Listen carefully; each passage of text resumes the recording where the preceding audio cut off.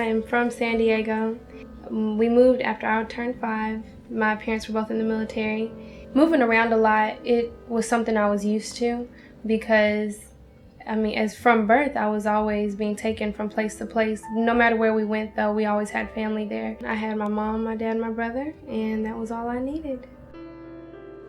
After I left Virginia, I moved to Oklahoma, and I lived in Del City for a while. That's when things kind of started to get hard a little bit. I noticed that my dad was changing, and I noticed that him and my mom weren't the same. Soon after we got there, about 2 years, we moved to Memphis, but this time it was just going to be my mom, my brother, and me. My mom told me the truth and let me know that they were getting divorced. It was hard to realize that I would have to leave him because my dad was my best friend and that we wouldn't be together anymore. That summer, I went to visit him, and my mom let me know that that summer would be the last summer I'd see him for a while, and that I'd be living with her, and my brother would go live with my dad, and the divorce would be final.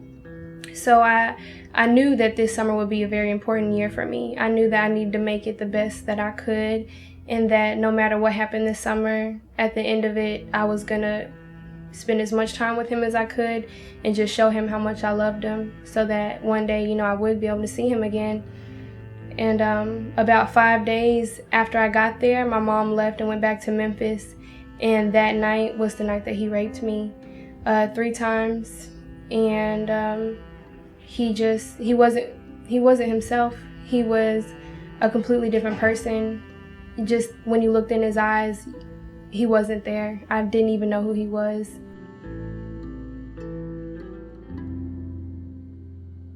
The police came that night and took me away. Me and my brother took us to a shelter. And the next morning, we went to a police station and stayed there until my mom could come get me. And coming back to Memphis was probably one of the hardest things I had to do that year. It was a week before I turned 14, the night he raped me, 2 days before Father's Day. On my birthday, a week after the rape, on my birthday, they found his body. He'd hung himself. It was surreal. It was like I was watching a movie. Every time I walked into a room, people's heads were low. People were crying. But that's not what I needed. I needed someone to tell me, you're going to get through this, and not just say it out of pity or out of sorrow, but to mean it, to really want to help me. The offering that the church took up paid for my mom to come get us. I realized that God never left me, that was something major. After what my mom's church did for us, God never left me. He was always right there, and that's why I was so strong. That's why I'm still here today, because he's sitting in this room right now. I just realized that, my life was changed, and I need to make the best of it. I looked at these professionals, and I just thought, you don't even know me.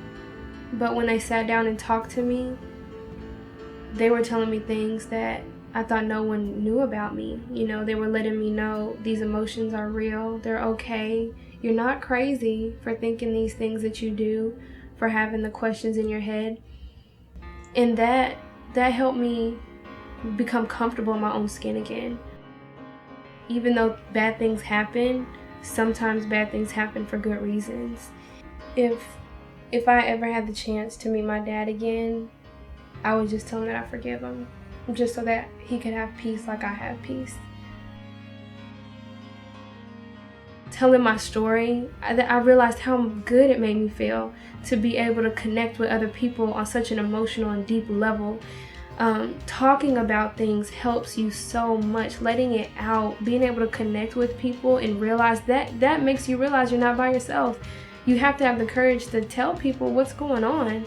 You're not weird, you're not strange, and you're not crazy. You are just as normal as everybody else.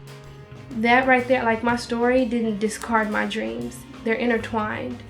Some of the best stories, people have come through the worst situations.